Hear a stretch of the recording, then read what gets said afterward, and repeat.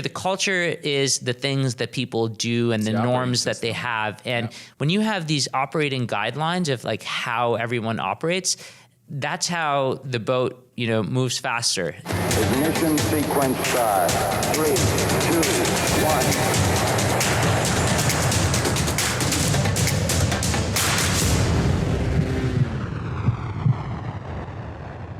Aydin, what's up, man? How's it going? I'm going to reach across the corner. Dude, the founder of Fellow.app, or Fellow, previous founder of Fluid Surveys, sold to SurveyMonkey, serial entrepreneur, and good dude. It's good to have you on here, man. This is going to be fun. I think it's going to be fun. Yeah. So is your background technical? Yes, it is. It is. So I did an engineering degree, an electrical engineering degree. I probably shouldn't have. I think, if it wasn't for the parents' influence, I might have done economics or something. Okay. But I did do engineering. I coded as a kid before, like going to school. And I did electrical engineering because I assumed that why would I need to go to school for software? Because I could probably teach myself that. But, being in an electrical lab, that's something I might need school for. So that's how the mentality came. But I think my parents didn't care. It was like, oh, go to school for engineering. That's great. Economics, what are you going to do with an economics degree? But yeah, I think it all worked out in the end. And was Fluid your first? And what was it? It wasn't Surveys originally. It was Fluid. Yeah. So the company was called Fluidware, and we had Fluid Surveys, and we had another product called Fluid Review. Today, Fluid Review is rebranded as SurveyMonkey Apply. Okay. Yeah, it goes by a different name now. But we had two products, which is another story of you should never have two products. In building your startup. And you did this That's for a horrible idea. 7 years? From start to exit was 6.5. 6.5. Yeah. And did you stay at SurveyMonkey I post-exit? did. So I stayed for just over 2 years. Okay. I think the mandatory term was 2 years, and I stayed for 2 years and 2 months. Okay. Yeah. So got the earn out. Got the earn out, yeah. And then when did you start Fellow? I started Fellow February 2017. So it's been just over 2 years. Got it. And what obviously I know the product because we've talked about it in the past, but for those that are new to it, what does Fellow do? Yeah, so Fellow is software for managers and their teams to work better together, primarily around meetings. So things like one-on-ones, team meetings, stand-ups, staff meetings, brainstorming things, weekly syncs, like all the different sort of meeting interactions that you have. Fellow helps you collaborate on agendas, come to meetings prepared, track action items, aggregate those action items across, keep private notes. It's just, Dan, I'm sure you've been at meetings where you're like, what, that thing that we talked about last time, you said that you would do it. Like, where is it? And so Fellow just makes each one of your recurring meetings into this like nicely formatted discussion history. So you always have any incomplete action items brought forward. So they're always top of mind. You make sure that everybody has a voice in the meeting, create a more inclusive environment, but also just run effective things. Don't walk into meetings where everybody's unprepared, a lot more structured. What we find Fellow does is it just allows you to take control of those meetings. One of the things that I believe you guys talk about on the blog that I saw was in the world of engineering, there's 10x developers, and your argument is you're helping people become 10x managers. Yeah, 100%. What does that mean to be a 10x manager? Yeah. Because I know that I think the early days of your kind of like co-creation was in partnership with Shopify, and I had Toby on, and he talked about their whole talent acceleration department. Yeah. Is that like what they are doing to try to create these 10x managers, kind of how you're trying to bring that process to the world through Fellow? Yeah. So I think, so a couple of things. So on the 10x manager point, I think our argument is that there are no, and this may be controversial, but we don't think it's about 10x individual contributors. We kind of actually think that doesn't make much sense. And I think that the way that society has progressed and the way that we think about the business world and so on and so forth, we often think about 10x individual contributors, whether that's an engineer or it's, scientists or, it's a finance person or what have you, right? And so a lot of that is, the notion is, okay, they will produce as much work as 10 other people would. However, like our view is that it's not about that. It's not about the individual contributors. It's more about teams coming together. Because if you orchestrate a really great team, you're going to have the strengths of one person make up for the weaknesses of another person. If you have a really well orchestrated team, people will be working on stuff that they're more interested about and more passionate about. They'll get to use their strengths at work every single day. And you really only get a 10x effect when you actually have the ability to orchestrate a team in that fashion. And so our view is that a great manager can do that because a great manager understands on a very personal level each and every person on the team, really understands strengths and weaknesses, can continue to make each and every team member better at what they do. And it's by forming that dynamic cohort that basically you can actually get the 10x effect. So our view is that 10x individual contributors don't exist. And it's Even on the only developer side? Even on the developer side, because you think that a lot of it has to do with the manager who is like helping orchestrate that person's work. Yeah, there are people that will be very strong at any given component, but I'm sure you've also worked with, say, developers that say are very, very, say, strong in a particular aspect, but it's really horrible to work with them.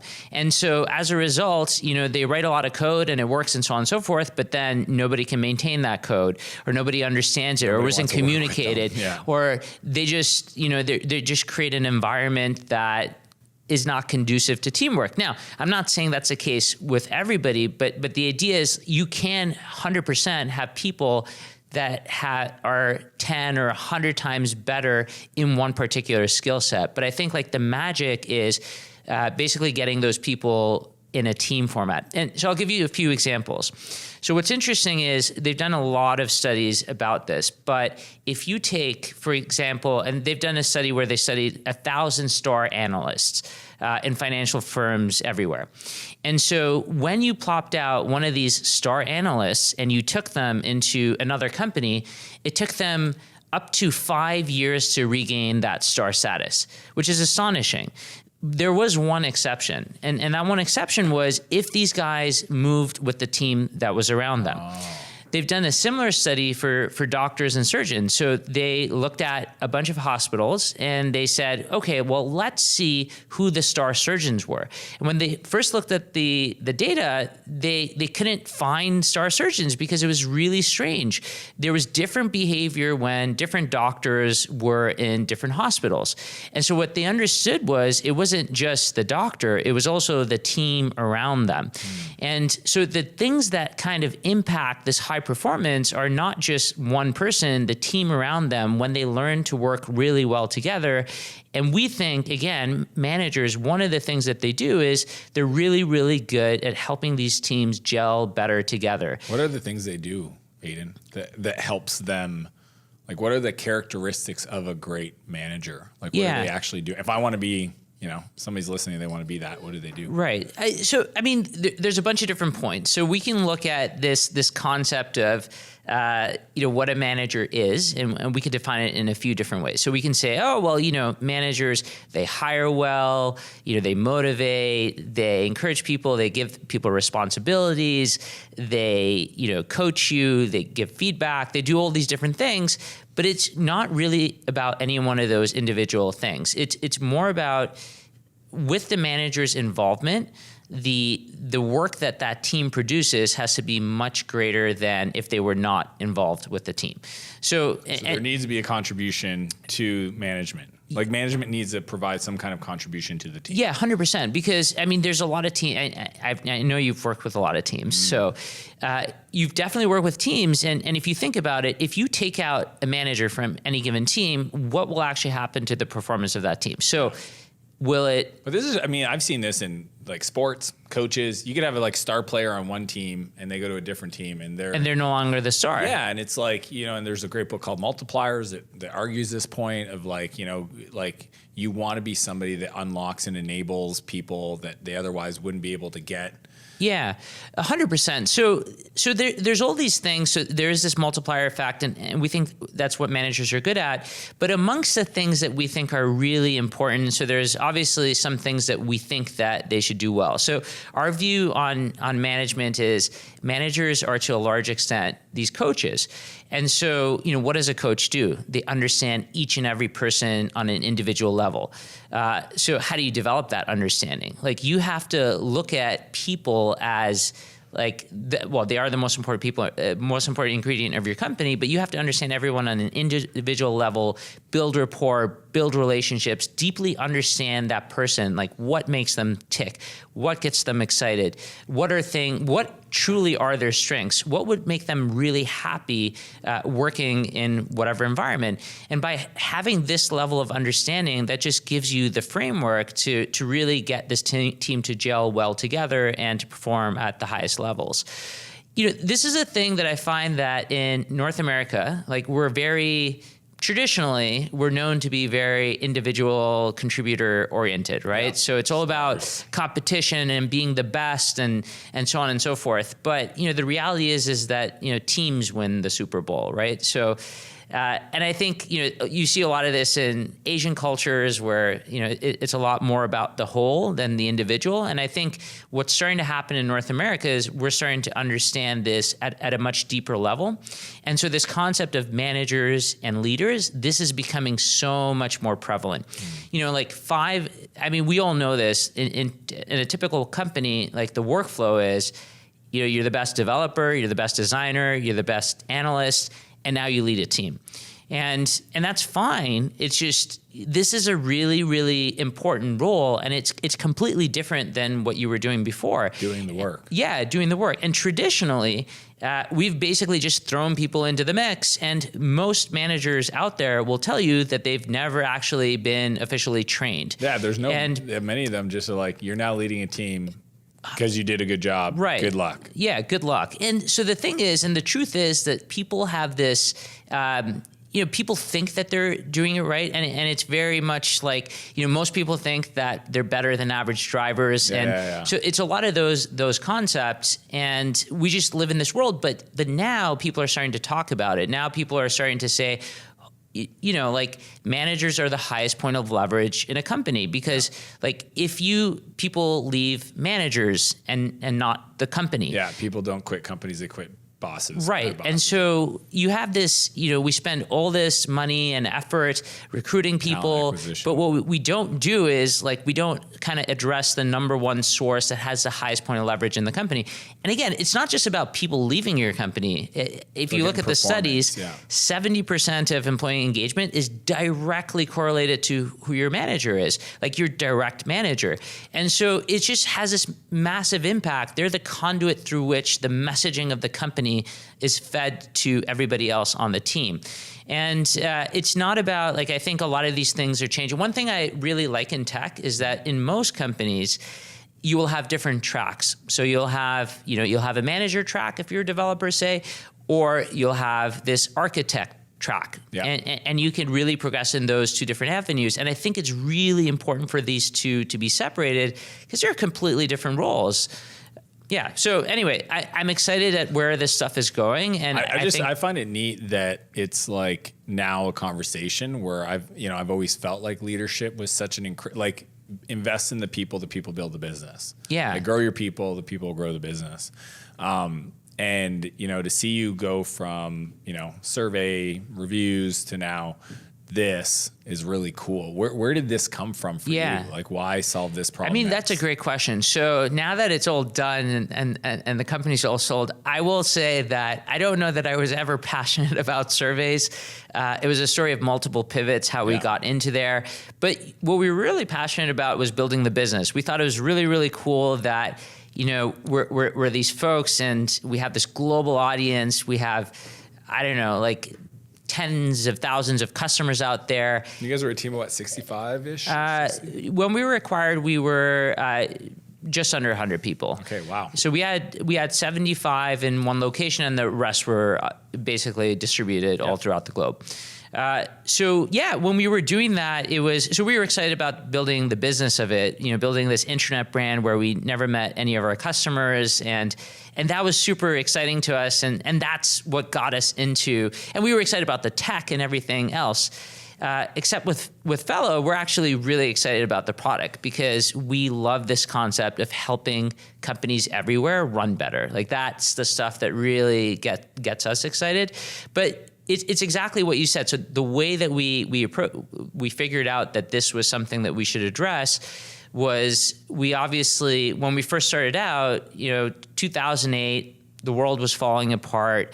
So we didn't really try to raise venture capital. And so we were really just learning on our own. And the internet isn't what it is today in terms of all the content there is out there. Yeah. And so we learned things somewhat by using different software products. So if you know nothing about sales and you use a Salesforce, you'll learn some things about sales. Yep. If you don't know anything about marketing, you use Marketo, you'll learn some things about marketing. Just through the way the product asks you to set it up or use it or whatever. Yeah, and that makes sense because what are these products? They're basically best-in-class workflows in digital format so that everybody can do the same things. Yeah.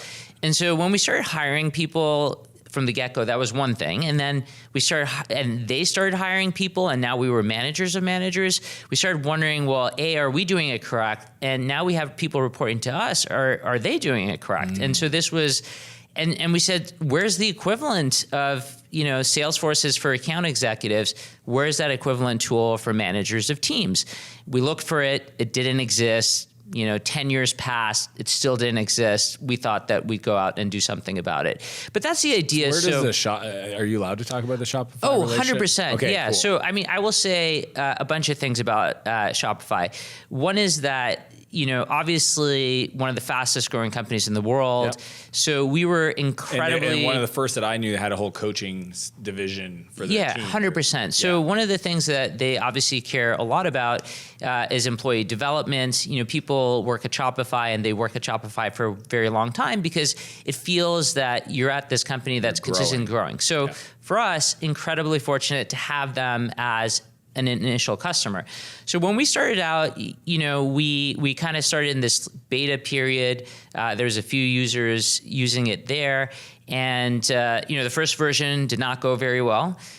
So a bunch of pivots. Super we were normal. fortunate that they didn't kick us out in the Right away. beginning. Yeah, give us some time. It got close at some point, but we kept iterating and so on and so forth, delivering more and more value. The initial. Yeah, the initial, we did not raise outside capital, but obviously we did really well in the SurveyMonkey exit, so we also didn't need to raise outside capital.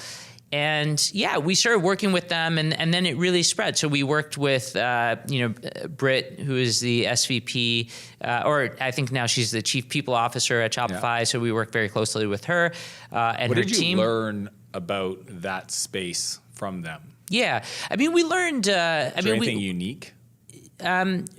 What is? I don't know that it's anything necessarily unique, other than everybody speaks the same language. I think so as a company, common language around talent development. Yeah, I think everybody. I think they've done a really good job across the company. Whether you look at an executive or a new intern that they brought on, everybody has the same values. So everybody has this desire to continue to get better. And obviously, Fellow fosters a lot of that too. So I think that was a cool mix. But it was, everybody was passionate about this stuff. So everybody was doing, so one of the things obviously Fellow helps a lot with is one-on-one meetings, making sure that those are at a great cadence, that people are coming in prepared. Fellow suggests topics that you should talk about. So a lot of these things were, firsthand feedback from the team. And so we, again, started with 15 people, then 100 people, then 200, then 400. And this was interesting too. Even though we were developing this kind of in this beta ground there was no, they tested it at every level. They wanted to make sure that it worked for the C-suite. It worked for everybody. Yeah. And they even did things like run surveys. Hey, should we deploy this to this next group? And should we deploy it to everybody? And so they were very methodical about, everything. They're a very data-oriented company. So even when it comes to things like this, should we roll out this product?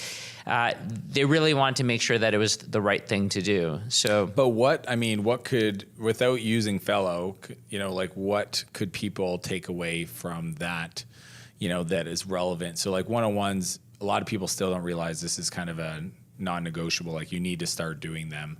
Is there anything else that they did that was unique about how they developed their talent, or and anything about the language that you notice, like other than just core values, but like? Yeah, I mean, Shopify is a feedback culture, right? Like it is drilled into everyone, and they understand it at a very deep level. If you walk around in Shopify, there's posters of feedback as a gift. I remember one time visiting there. I think that when we first met Fresh Founders, we were, because it was hosted back then at Shopify's office, I believe, right? Yes. Yeah, and in the hallway, they had designs of new UX experiences that anybody could go buy and mark up.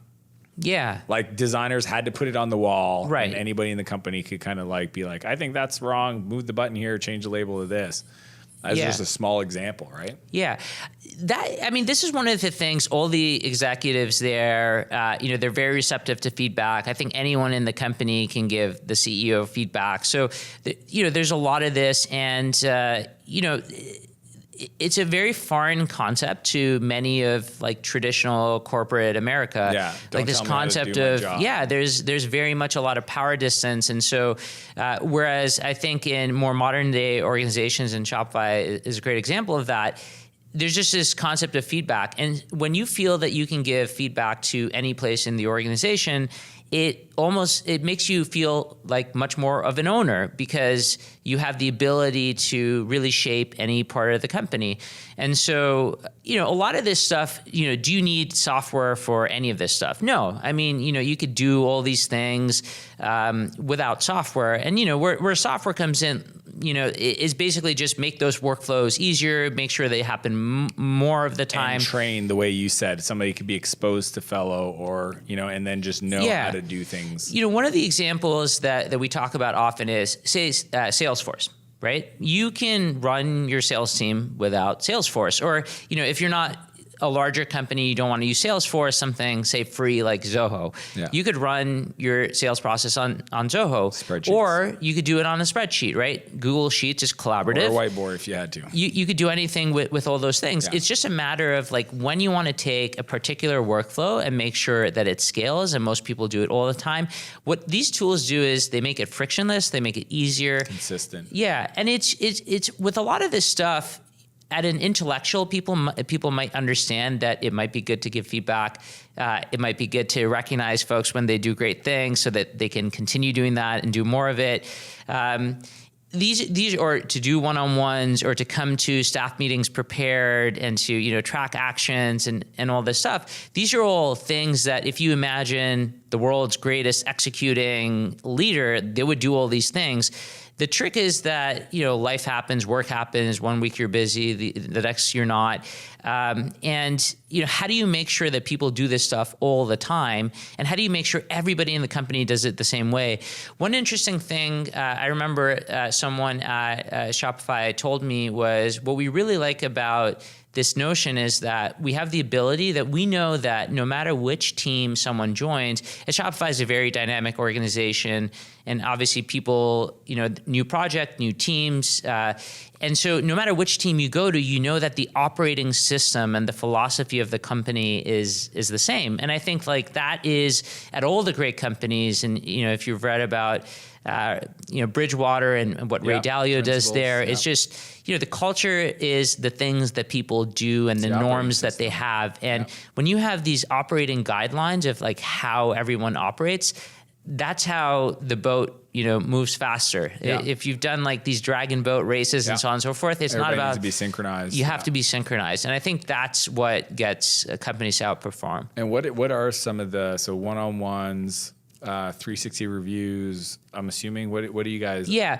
So our view on feedback is you can do people feedback stuff in Fellow. For sure, you could do those sorts of get feedback about people on your team. You could give anyone feedback, all that natural stuff. But the thing that I think that we do, which is a bit more unique and I think relevant in modern day work, is getting feedback about the work that you do. So hey, we just shot this podcast.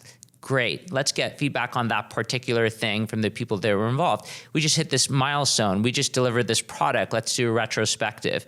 We just had this meeting. Let's get feedback on that particular meeting. We just had an all hands. Let's get feedback about that.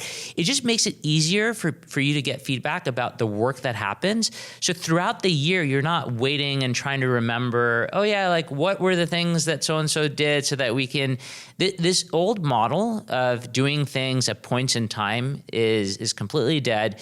And we've seen it in every other place of the company. So obviously, for example, when you look at software development, we started out with this waterfall model. And, it was bad for a lot of reasons.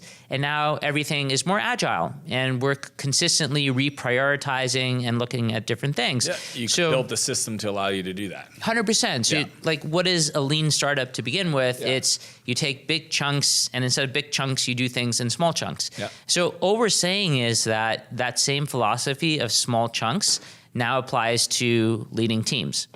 And that's all it is. And so and our view is let's build this thing that allows people to do that, but does it in a way that it's not prescriptive, it's lightweight, easy to use. It feels like Trello or Asana or Slack. Mm-hmm. So it's not this prescriptive experience, lets people use their own style, but you're using it to get your work done and work better with your teams. Got it.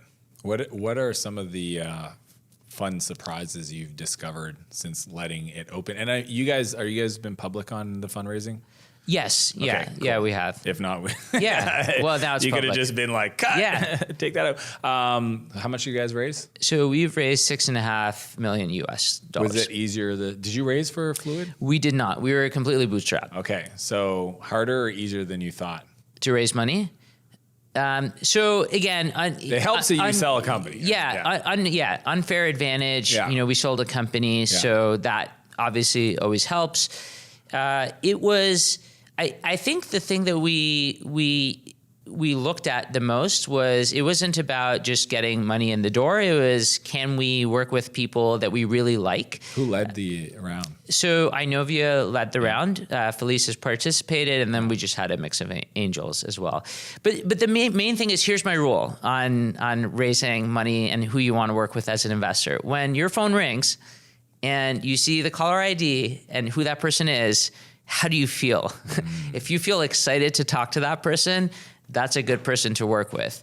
And the thing is, this is a long-term relationship. You're actually partners. So you should probably be excited about the person that you're working with. Yeah. And I felt that way about both Inovia and Felicis.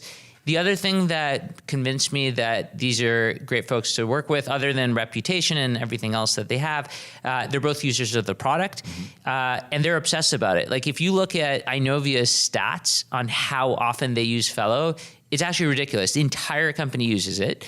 And there's many users that use the product every single day on the hour.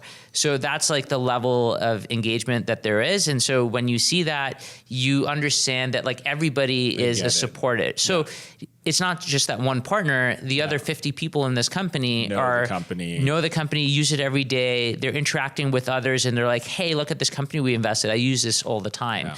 And I think that's the super powerful thing. And anyway, it's great to have that kind of an alignment. How did you figure out pricing? Like starting off, like how does the pricing model work today? Yeah, so for us, I mean, it's very much, freemium style offerings. So most of our users will always be free. Our view is we always want to have a really great free product in the same way that you think about many of Slack's users or Slack. Okay, so more like a Slack. Yeah, more like a Slack. It's actually very similar to Slack. I think we're super complementary to Slack. Do you have integration yet or default integration? Oh yes, yeah. So we integrate with all these different tools, but we think that Slack is really great for interactions that are kind of real time and getting information across that way. Fellow is more about interactions around meetings. And again, like these meetings don't need to be in person. They could be remote. They could be asynchronous. So we think that the complete communication solution is Slack plus Fellow. And the pricing, how does it work today? So very similar to Slack, it's free. Yeah. The second that you want to access archived old info, then we start to charge on a dollars per user per month. dollars per user per month. So it scales. That's your value metric, is the number of people. Do you have different types of people on your pricing, or is everybody treated the same? Like everybody's treated the same. Everyone has meetings. It's not like a manager and a team member priced differently. No. We kind of, we explored things like that, but we really wanted Fellow to be this inclusive sort of platform. So it wasn't necessarily differentiating much between managers and otherwise. And the reality is a lot of this stuff is actually good for individual contributors as well, because as an individual contributor, you're also managing up. You are literally managing your manager, right? And you're trying to get stuff that you need to do your job out of them, and you're going to get them to work for you, to unblock you so that you could do what you need to do. And by the way, this is another sort of philosophy that I'm sure you've heard of, this concept of servant leadership.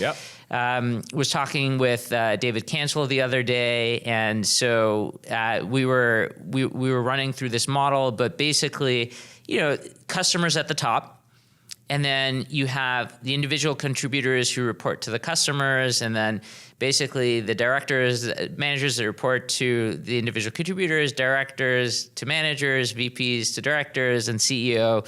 It's all about serving the other people that are closest to the problem, unblocking them, and allowing them to thrive. Yeah. So that's a really neat model. Do you guys talk about that on your website at all? Somebody wanted to go look at that diagram. Yeah. Do you know what they would search? Just servant leadership, or? Yeah, servant leadership. And you would find a lot of stuff around that. What have you learned from Fluid that you brought forward into Fellow? So many things. It's interesting. That question is usually phrased as, hey, what are the mistakes that you've made that you will not do again? And I think that's important, but I also think the other thing that's important is, what did you do that you are doing again? And I'll start with that, because very often people don't talk about that. The first thing is, team is by far the most important. So very fortunate that. So my co-founders and I, this is our third startup together. We've been working together for over 12 years, 5 different products. So we just, going back to this notion of a team, like, we believe this very fundamentally, that once we've learned how to work with each other, like, you'll sit in a room with the 3 of us, and if we're kind of in our mix, I don't know that you'd really even understand what we're saying, just because shorthand. It's so shorthand and all the anecdotes, and we'll get there very quickly and just communicate so rapidly. And I think that's a power of just working with the same team over a long period of time. We've brought some other team members that we worked with in the past. So that's the first thing. If you find a great team, stick with that team. Bring them as best as you possibly can. That truly is the magic. Frankly, and whenever we have the possibility to do it, we would hire a team of people versus just one person. Why would you hire them bringing their team? I would love, when we hire someone, we ask, who else do you work really well with? Who else would complement you and work really well with you? I use that as a test to just know if the person's a good dude that could bring other people with them. That's also a good reason to do it. 100%. And so that's the first thing. The second thing is, don't build stuff in some isolated laboratory. So if you're, building a product, one of the first things was, when we were ideating what Fellow was, actually even before that, when we were ideating Fluid Surveys or any of the products we built in the last company, we basically sold screenshots. So we would basically draw up these screenshots. Fireworks was the tool we used to use. Now you might use a Sketch or a Figma.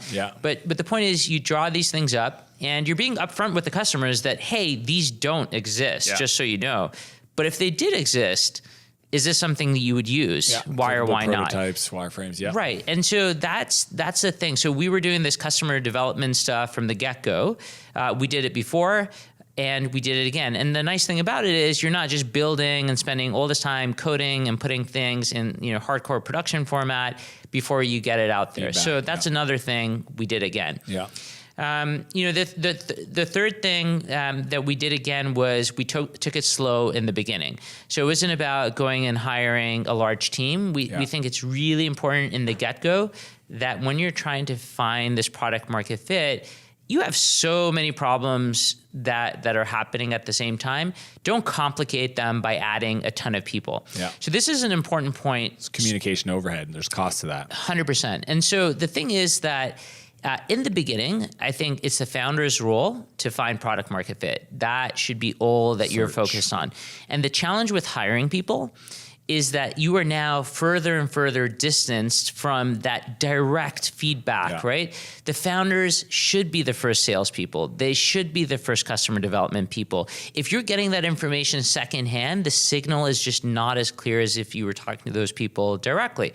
So we took it very slow in the beginning. Often we'd have investors that would come in and say, please have this money. And we said, no, we're just not ready. We're still in this pursuit of product market fit. Yeah. And when we're ready, we will come to you. But when we do come to you, you will know that we found it. Yeah. And so I think that was it takes patience and it's annoying. And second time around, I think your patience is even less. But I think that was important. We stuck with that rigor. We were a very small team for probably just over a year, where we already had a bunch of paying customers before we even approached this whole fundraising landscape. Aydin, when you look back over the last 12 years of entrepreneurship in your own personal development, who have you had to become to be the person to lead, the third company, venture backed? Yeah. Good question. I think, one of the things that I learned, the first company probably mistakes as a manager. So there are great things with bootstrapping a company. One of them is that, you tend to be able to do every single role in the company. When you don't have a marketing person, you do all the marketing. When you don't have sales, you do all. So the nice thing is you get to do all of those different things. What ends up happening, though, is that, as a first-time leader and so on and so forth, it is very hard to relinquish a lot of those things. And I remember we kept hiring people, and I felt that how come I'm not getting any less busy? What is going on? And I think in the beginning, I was probably too much in the micromanaging side. And I was fearful of letting go of tasks because, I just felt that it was way faster for me to just do something versus get someone else to do it and give them feedback and go back and forth and do all this stuff. And, eventually you start to clue in that that's such a foolish behavior, that ultimately it's about the company that you're building. So our view is that at Fellow, and so this is what I've clued in on today, is that our product is not actually the product. The product is the company. So the company is this machine that keeps getting... builds a machine. Exactly. That keeps getting better over the course of time and churns out this product. And this is one product, and there may be other products in the future, but the key is, can this machine be able to do that? And a lot of that is you're programming the machine. So what are the rules? What are the behaviors that are emphasized? Yeah. And this is, things like where values come in. So what are things that we did differently this time? So we sold the company, and we didn't have any values. They were never communicated. I never clued in on the importance of that stuff until after the acquisition. And by the way, SurveyMonkey is an incredible company, and I'm so glad we did this because we were injected into this larger machine that was this well-oiled machine. And so when you're living there, and now you're living there at a leadership level, you just understand these things on such a deeper level. So now... the importance of them. Yeah. 100%. And you see how it plays out. Yeah. So now it's the same thing at Fellow. So now we have values from the get-go. We do things like we emphasize growth. We emphasize books people read and their development. And the other lessons that I learned from the previous experiences, if you look at the first person we hired, who's our first support hire, he ended up being the director of marketing and running a huge marketing team. Our first finance kind of person to help us send out invoices in the beginning is running a massive sales team and has grown. And so we've seen what development can actually happen. And so now our philosophy is, get people that are hungry, that are talented, and above all else want to basically continue to grow and learn more. and then just give them all the resources and let them function. So my job is not to do the work. And if I am doing the work, I'm literally being the bottleneck and slowing everything down. So now I just care about people. It's just how can I get every person at the team to be better at what they do, be excited about their work. And again, if we build a really great company, the product that we have, we all use the product every day.